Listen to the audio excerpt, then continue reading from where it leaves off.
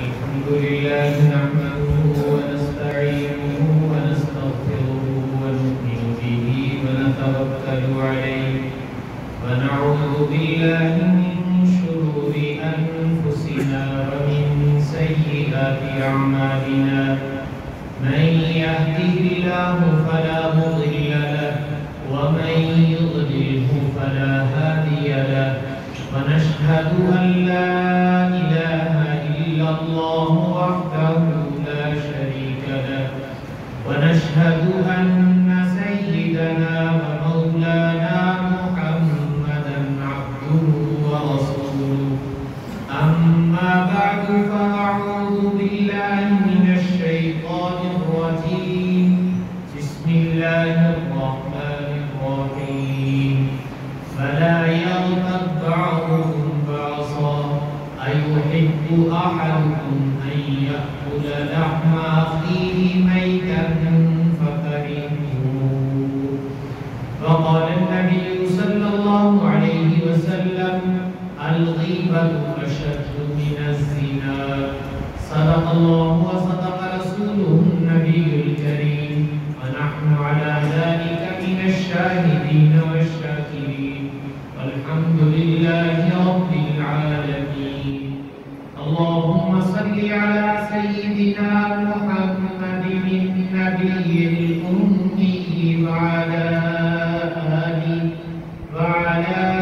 آله وأصحابه وسلم تسليما كثيرا كثيرا يا رب صل وسلم دائما أبدا على حبيبك خير الخلق كلهم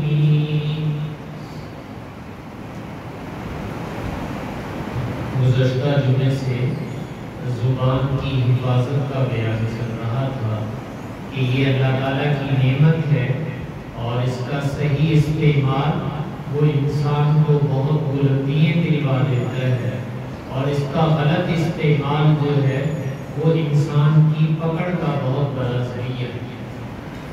انسان جو اپنی زبان کا غلط استعمال کرتا ہے، خدا نخواستہ جھوٹ بولے، غیبت کرے، چغلی کرے، بہتان لگائے، دھوکہ دے زبان سے، یقیناً یہ زبان کے گناہ ہیں۔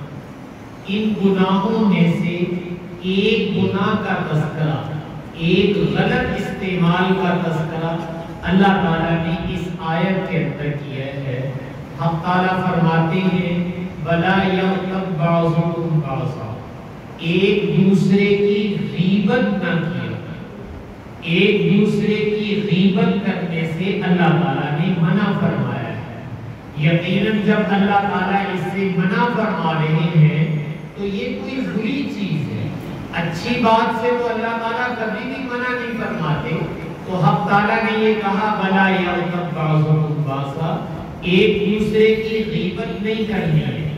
اور پھر سمجھانے کے لیے اللہ تعالیٰ نے ایک مثال دی، فرمایا أَيُحِبُّ أَحَدُكُمْ أَن يَأْكُلَ لَحْمَ أَخِيهِ مَيْتًا فَكَرِهْتُمُوهُ، کہ یہ سوچ کر بتاؤ کیا تم میں سے کوئی یہ پسند کرتا ہے کہ اپنے مرے ہوئے بھائی کا گوشت کھائے؟ یقیناً تم اس کو ناپسند کرو گے۔ جیسے اپنے فوت شدہ بھائی کا گوشت کھانا یہ گھناؤنا جرم ہے اور یہ خست ہے، بہت ہی ہلکا پن ہے، انسانیت کی گری ہوئی حالت ہے۔ تو اللہ تعالیٰ یہ کہہ رہے ہیں کہ تمہارے اللہ تمہیں یہ کہتے ہیں کہ جب تم کسی کی غیبت کرتے ہو تو یہ سمجھو کہ ہم اپنے مرے ہوئے بھائی کا گوشت کھا رہے ہیں۔ تو جیسے مرے ہوئے بھائی کا گوشت کھانا کریہتموہ، تم اسے ناپسند کرو گے، تو اللہ تعالیٰ فرما رہے اس فعل کو بھی تمہیں ناپسند کرنا چاہیے جسے غیبت کہا جاتا ہے۔ تو یہ اللہ تعالیٰ نے غیبت کے گناہ سے منع فرمایا کہ یہ نہیں ہونی چاہیے، اس سے بہت پرہیز کرو، اس لیے کہ غیبت کرنے کا مطلب یہ ہے کہ نیکی خود کماؤ اور اٹھا کر لوگوں کو تقسیم کر دو اور اپنا دامن خالی خالی رہ جائے تو یہ تو بڑی نادانی کی بات ہوگی کہ نیکیاں ہماری کام دوسروں کے آ گئی اور ہم الٹا دوسروں کے گناہ لے کر جہنم میں جانے والے بن جائیں۔ ایسا نہیں ہونا چاہیے۔ تو اس لیے اللہ تعالیٰ فرمانے بلا یغتب بعضکم بعضا کہ کوئی کسی کی غیبت نہ کرے۔ اور دوسری جگہ اللہ تعالیٰ فرماتے ویل لکل ہمزۃ لمزہ، عیب جوئی کرنے والے، تانا زنی کرنے والے، لوگوں کی بربلا غیبت کرنے والے اور اشارے کنائے میں غیبت کرنے والے، اللہ تعالیٰ فرماتے ویل، ایسے لوگوں کے لیے ہلاکت اور تباہی کہ یہ تباہی کی طرف جا رہے ہیں۔ تو اللہ تعالیٰ نے قرآن شریف میں متعدد مقامات پر غیبت کی برائی کا تذکرہ کیا ہے کہ یہ غیبت کرنا کتنا برا اور گھنونا ہے۔ سرور کونین صلی اللہ علیہ وسلم کے قربان جائیں، آپ نے اس جرم کی برائی کو ذکر کرتے ہوئے یوں ارشاد فرمایا الغیبت اشد من الزنا، کہ غیبت کرنا کسی مسلمان کی یہ زنا کرنے سے بھی بڑا جرم، یہ زنا سے بھی شدید جرم ہے۔ تو آپ نے غیبت کرنے کو اشد من الزنا قرار دیا ہے کہ یہ زنا سے بھی برا اور بدتر جرم ہے۔ زنا کو تو ہم میں اور آپ جرم سمجھتے ہیں، لیکن غیبت وہ میں اور آپ بڑھا کرتے رہتے ہیں۔ تو اس لیے آپ صلی اللہ علیہ وسلم نے فرمایا الغیبت اشد من الزنا، کہ غیبت کرنا یہ زنا سے بھی گھنونا جرم ہے۔ تو یہ آپ صلی اللہ علیہ وسلم نے جو فرمایا کہ یہ زنا سے بھی گھنونا جرم ہے، اس کی ایک وجہ تو یہ ہے کہ زنا اگر کوئی کرتا ہے تو کم از کم اپنے آپ کو گناہگار کو سمجھتا ہے، یہ تو سمجھتا ہے کہ میرے سے خطا ہو گئی، اور جو اپنے آپ کو گناہگار سمجھے گا وہ توبہ ضرور کر لے، اس کے دل میں ندامت شرمندگی آ جائے گی، اور کچھ نہیں تو اپنے بارے میں یہ سمجھے گا کہ صاحب میں گناہگار ہوں، میں نے تو بڑے بڑے پاپ کیے ہوئے ہیں۔ لیکن غیبت کرنے والا وہ اپنے آپ کو گناہگار بھی نہیں سمجھتا۔ تو جو آدمی اپنے آپ کو گناہگار بھی نہیں سمجھتا ہے تو یہ توبہ کیسے کرے گا؟ اس کے دل میں ندامت اور شرمندگی کیسے پیدا ہوگی؟ گناہ اپنی جگہ بہت بڑا جرم ہے، لیکن یاد رکھیے گناہ کے بعد انسان گناہ کو گناہ نہ سمجھے، گناہ پر ندامت اور شرمندگی نہ ہو، یہ گناہ سے بھی بڑا جرم ہوتا ہے کہ ایک گناہ کیا اور دوسرا جسے سینہ زوری کہتے ہیں یہ دکھانی شروع کر دی، تو یہ انسان کے لیے وبال جان بن جاتا ہے۔ اس لیے رسول پاک صلی اللہ علیہ وسلم نے ارشاد فرمایا الغیبت اشد من الزنا، کہ غیبت کرنا یہ زنا سے بھی بڑا جرم ہے۔ اس لیے کہ غیبت میں دو گناہ ہوتے ہیں، ایک اللہ کا حق پامال ہوتا ہے، ایک بندے کا حق پامال ہوتا ہے۔ اللہ تعالیٰ نے بھی اس سے منع کروا رکھا ہے، تو یہ اللہ کا حق ہے، اور بندہ جس کی غیبت کی جاتی ہے اس کا بھی حق ہے، تو اللہ اور بندے دو حق پامال کیے جائیں گے۔ اور جو نعوذ باللہ زناکاری کرتا ہے وہ اللہ کا حق کو پامال کرتا ہے، بندے کا حق نہیں پامال ہوتا۔ اس وجہ سے فرمایا الغیبت اشد من الزنا، کہ غیبت کرنا یہ زنا کرنے سے بھی بڑا جرم ہے۔ رسول پاک صلی اللہ علیہ وسلم نے ارشاد فرمایا۔ ایک روایت میں آپ صلی اللہ علیہ وسلم نے فرمایا تم جانتے ہو من غیبت، غیبت کسے کہا جاتا ہے؟ تو صحابہ کرام نے عرض کیا اللہ و رسولہ اعلم، اللہ اور اس کے رسول ہی زیادہ بہتر جانتے ہیں کہ غیبت کی حقیقت کیا ہوتی ہے۔ تو آپ نے ارشاد فرمایا کہ تیرا اپنے بھائی کی ایسی بات کا تذکرہ کرنا کہ اگر اسے پتہ چلے تو اس کو ناگوار ہو جائے، اس کی کوئی ایسی بات چاہے اس کے قول سے تعلق رکھتی ہو، عمل سے تعلق رکھتی ہو، اس کے رہن سہن سے تعلق رکھتی ہو، اس کے خاندان نسب سے تعلق رکھتی ہو، تو فرمایا اپنے بھائی کا ایسا تذکرہ کرنا کہ اگر اسے پتہ چلے فلاں آدمی نے میری اس بات کا یوں تذکرہ کیا ہے تو اسے ناگوار گزرے، تو آپ نے ارشاد فرمایا یہ اس کی غیبت ہے۔ صحابہ کرام نے عرض کیا یا رسول اللہ، اگر جو بات ہم کہہ رہے ہیں اگر وہ ہمارے بھائی کے اندر واقعتاً پائی جاتی ہے کیا پھر بھی غیبت ہے؟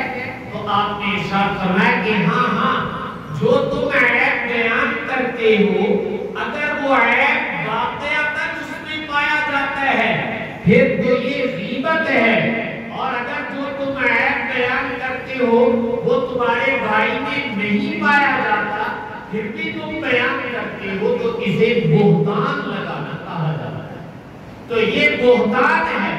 تو غیبت یہ کہہ کہ میں اور آپ گزارا نہیں کر سکتے کہ صاحب ہم تو حقیقت بیان کر رہے، آپ صلی اللہ علیہ وسلم نے فرمایا اگر کسی کی حقیقت بیان کرتے ہو اور واقعتاً وہ عیب اس کے اندر پایا جاتا ہے تو آپ فرما رہے پھر تو یہ غیبت ہے، اور اگر وہ عیب اس کے اندر نہیں تھا اور تم نے ایسے ہی چرچا کر لیا تو پھر تم نے اپنے بھائی کے اوپر بہتان باندھا۔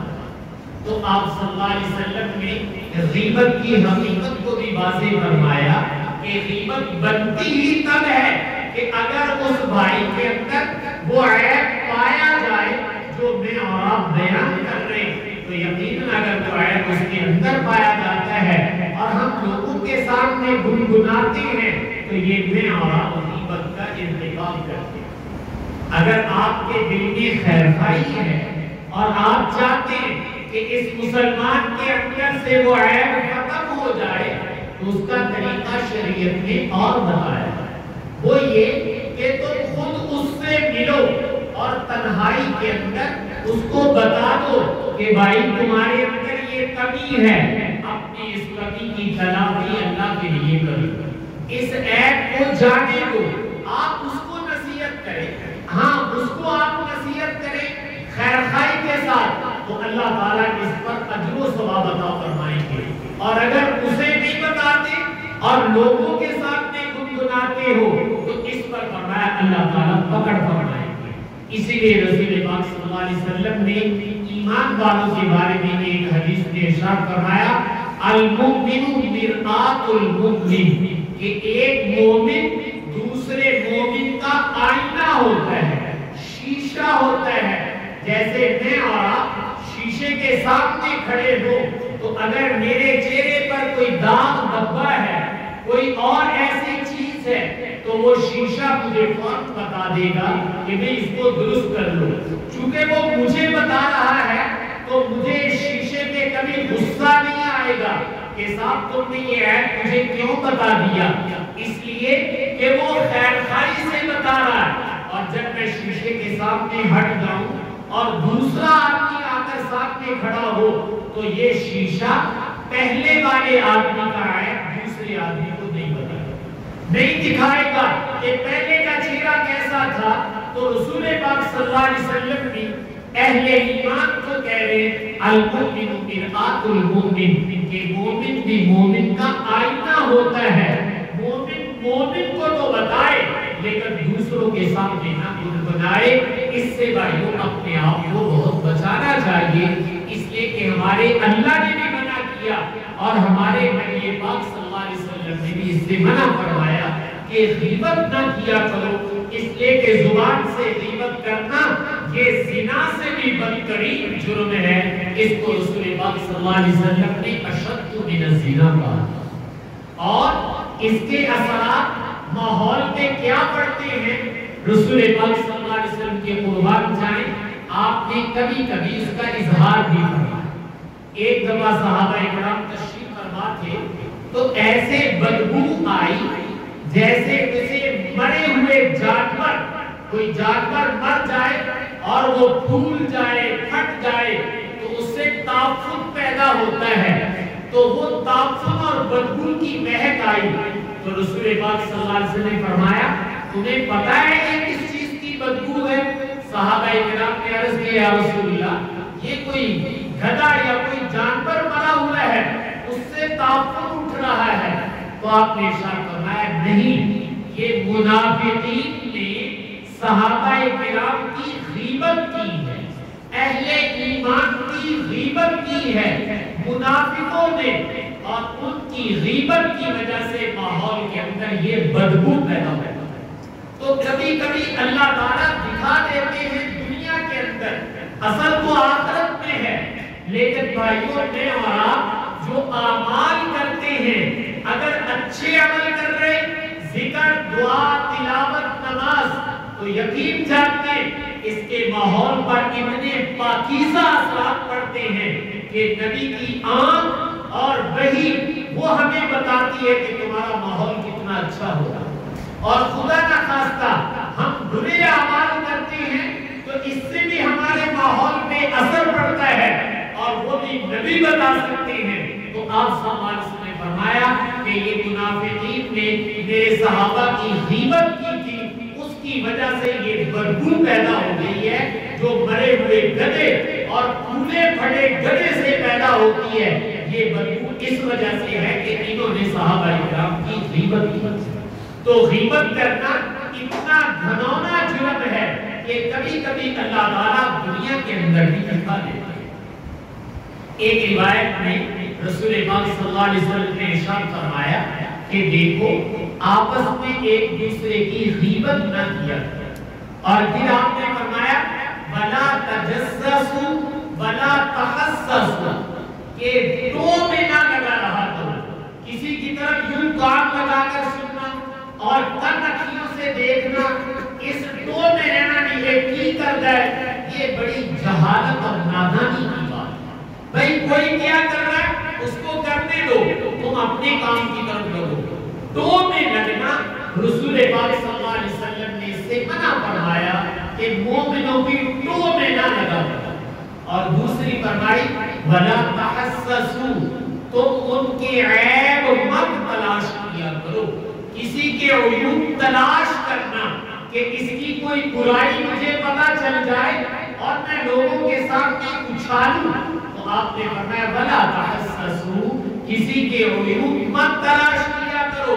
پھر آپ نے ایک بات اور ارشاد فرمائی، فرمایا جو مسلمانوں کے عیوب تلاش کرتا ہے، مسلمانوں کی کمیوں کو تلاش کرتا ہے، اللہ تعالیٰ اس کے عیوب کے پیچھے پڑ جاتے ہیں، اور اللہ جس کے عیوب کے پیچھے پڑ جائے اسے گھر بیٹھے بٹھائے رسوا کرتا ہے۔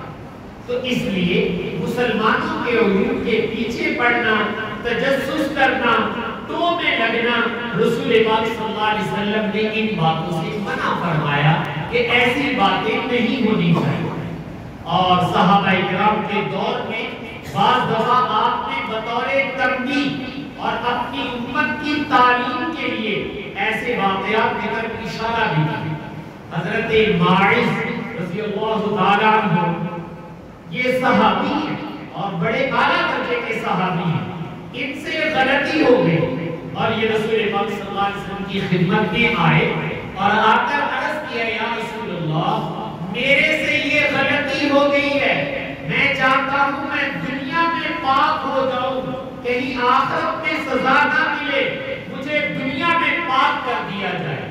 اپنے جرم کا خود اقرار اور اعتراف کیا، اور جو سزا ملنی چاہیے تھی وہ سزا ان پہ نافذ کی گئی۔ تو جب وہ سزا نافذ ہو گئی تو واپس آ رہے تھے تو دو شخص آپس میں بات کرتے ہوئے کہتے ہیں کہ اس کے عیب کا تو کسی کو پتہ نہیں تھا، اس نے اپنا عیب خود ظاہر کر کے اپنے اوپر سزا دلوائی اور جانوروں کی طرح یہ مر گیا ہے، اس طرح کی بات تو نہیں کہہ۔ رسول پاک صلی اللہ علیہ وسلم نے سن لی، آپ آگے تشریف لائے تو آگے دیکھا کہ ایک خچر مرا پڑا ہے اور پھولا ہوا ہے، اس کی ٹانگ بھی اوپر کو اٹھی ہوئی ہے۔ تو آپ نے ان دونوں شخص کو بلایا اور بلا کر ارشاد فرمایا اس کا گوشت کھاؤ۔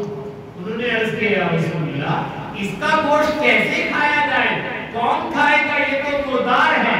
تو آپ نے فوراً ارشاد فرمایا تم نے جو ماعز کے متعلق ایک بات کہی تھی کہ یہ جانوروں کی طرح مر گیا، وہ اس سے بھی برا گوشت کہ تم نے ایک مسلمان کے بارے میں غلط بات کہہ دی اور اس کے مرنے کے بعد اس کی غیبت کر دی، وہ جو تم نے گوشت کھایا وہ اس سے بھی زیادہ بہتر تھا. اور پھر آپ نے فرمایا جانتے ہو ماعز جنت کے باغات کے اندر چل پھر رہا ہے اور جنت کی نہروں میں نہا رہا ہے. اس نے تو اپنے آپ کو گناہ سے پاک کر لیا اور تم اس کے گناہ کا تذکرہ کر کے اپنے آپ کو گناہگار کر. تو آپ صلی اللہ علیہ وسلم اپنے ماحول کی غیبت سے بہت بچاتے تھے کہ غیبت نہ ایک دوسرے کی جائے. اس لیے کہ ایک لفظ ہوتا ہے غیبت اور ایک لفظ ہوتا ہے چغلی. غیبت میں دوسرے کی برائی بیان کی جاتی ہے اور اس کی تحقیر اور تذلیل کرنا مقصود ہوتا ہے. اور جو چغلی ہوتی ہے اس میں بھی کسی کی برائی دوسرے کو سنائی جاتی ہے لیکن مقصود ہوتا ہے کہ ان دونوں میں لڑائی ہوئی, اس کو پتا چل جائے, اس کا دل اس سے کھٹا ہو جائے. کسی کے دل کا دوسرے سے کھٹا کرنے کی کوشش کرنا کہ وہ اس سے ناراض ہو جائے یا لڑ پڑے, اس کو چغلی کہا جاتا ہے. تو میں نے کہا رسول پاک صلی اللہ علیہ وسلم نے احادیث میں غیبت سے بھی منع کیا اور چغلی سے بھی منع کیا کہ اگر میں اور آپ غیبت کرتے ہیں تو اپنے مرے ہوئے بھائی اس مردار کا گوشت کھا رہے ہیں. یہ اللہ تعالیٰ کہہ رہے ہیں کہ بلا یغتب بعضکم بعضا ایحب احدکم ان یأکل لحم اخیہ میتا فکرہتموہ. کیا تم یہ پسند کرتے ہو کہ اپنے مرے ہوئے بھائی کا گوشت کھا لو؟ یقیناً تم اس کو ناپسند کرو گے. تو اپنے بھائی کی غیبت بھی نہ کرو, اس کی برائی بھی بیان نہ کرو. اصلاح کرنی ہے تو اس کے سامنے کہہ دو, اور اصلاح کے سامنے نہیں کہہ سکتے تو دعا کر دو کہ یا اللہ اس کو اس برائی سے پاک فرما دے. اگر آپ دعا کر دیتے ہیں, اس کے سامنے کہہ دیتے ہیں تو یہ بہت بڑے ثواب کی بات ہے. اور اگر اس کی عدم موجودگی میں لوگوں کے سامنے گنگناتے ہیں تو یہ غیبت ہے, یہ زنا سے بھی بدترین جرم بن جاتا ہے. اب یہ میری اور آپ کی مرضی ہے کہ ہم اس کو زنا سے بدترین جرم بنائیں یا دعا اور اصلاح کر کے اللہ تعالیٰ سے اجر و ثواب لیں. تو آپ صلی اللہ علیہ وسلم نے ان چیزوں سے منع فرمایا. ایک موقع پر ایک خاتون آئی اور آپ صلی اللہ علیہ وسلم سے ملنے اور وہ واپس چلی, اور حضرت عائشہ رضی اللہ تعالیٰ عنہا گھر میں تھی کہ رسول پاک صلی اللہ علیہ وسلم تشریف لائے. تو حضرت عائشہ نے اس آنے والی خاتون کے متعلق اشارہ کر کے یوں کہا کہ وہ جو ٹھگنی سی عورت ہے نا وہ آئی ہے, اور چھوٹی ٹھگنی. تو یہ جملہ زبان سے نکل گیا. تو آپ صلی اللہ علیہ وسلم ناراض ہوئے اور آپ نے فرمایا عائشہ یہ جو تم نے اس کی برائی بیان کی نا اور ٹھگنی گئی, یہ جو تمہاری زبان سے جملہ نکلا ہے بتاؤں اس کا اثر کیا پڑا ہے؟ فرمایا اگر یہ جملہ دریاؤں کے پانی میں ڈال دیا جائے تو یہ تمام دریاؤں کے پانی کو زہر آلود کھٹا کر دے. یہ ایسا نحوست والا جملہ ہے. تو بھائی میرے اور آپ کے ماحول میں تو صبح سے لے کر شام تک یہی کچھ چلتا ہے. جب یہی کچھ چلتا ہے تو میں اور آپ اندازہ لگا لیں کہ ہم کتنے متعفن ماحول میں رہ رہے ہیں. کہ صرف سپرے کرنا نہیں تعفن ختم ہوتا, یاد رکھنا. آپ اچھی سی خوشبو لگا لیں, نہیں اچھے اعمال کرو گے تو تمہارا ماحول اللہ پاکیزہ بنا دے گا. اور اگر اچھے اعمال نہیں کرو گے تو دیکھنے میں تو تم مہکتے ہوئے نظر آؤ گے, لیکن اللہ کے نبی کہہ رہے ہیں کہ یہ مردار کا گوشت کھایا جا رہا ہے, یہ مردار کا تعفن پھیل رہا ہے, اور یہ تمہاری چیزوں میں ڈال دیا جائے تو اس کو زہر آلود کر دے. یہ آپ صلی اللہ علیہ وسلم غیبت کے متعلق فرمائے. تو اس لیے میں اور آپ بھائی اپنے ماحول کو, اپنی زبان کو غیبت سے بہت بچا کے رکھیں. کسی مسلمان کی برائی کبھی اس پہ تو زبان پہ تالا ڈال لیں. اگر یہ میں اور آپ تالا ڈال لیں تو اس کی بڑی برکت میں اور آپ زندگی میں محسوس کریں گے. اور اگر عیوب بیان کریں گے تو بھائی اس کا تو کچھ نہیں جائے گا, میری اور آپ کی نیکی ادھر کو جانا شروع ہو جائے گی. اس لیے اپنی نیکی کمانا بہت مشکل, لیکن یاد رکھیے گا کمانے کے بعد نیکی کا سنبھالنا اس سے بھی زیادہ مشکل. تو ایسے نہ ہو کہ کہ ہم اپنی نیکی کو برباد کر کے دنیا سے چلے جائیں. تو اس لیے زبان کو ذکر، دعا، اگر کسی میں کمی ہے تو اس کے لیے دعا مانگ دے. آخر وہ اللہ کی مخلوق ہے، میرے نبی کا امتی ہے، تو اللہ کا بھی حق ہے، میرے نبی کا بھی حق ہے کہ جو اس کو ماننے والا ہم اس کے لیے اصلاح کے لیے دعا کرتے ہیں کہ یا اللہ تو اس کی اصلاح فرما دے. کہہ سکتے ہیں تو اس کے سامنے کہہ دیں، لیکن لوگوں کے سامنے نہ گنگنائیں. لوگوں کے سامنے گنگنائیں گے تو ہم خود گناہگار ہوں. حق تعالیٰ سے دعا ہے کہ حق تعالیٰ مجھے آپ کو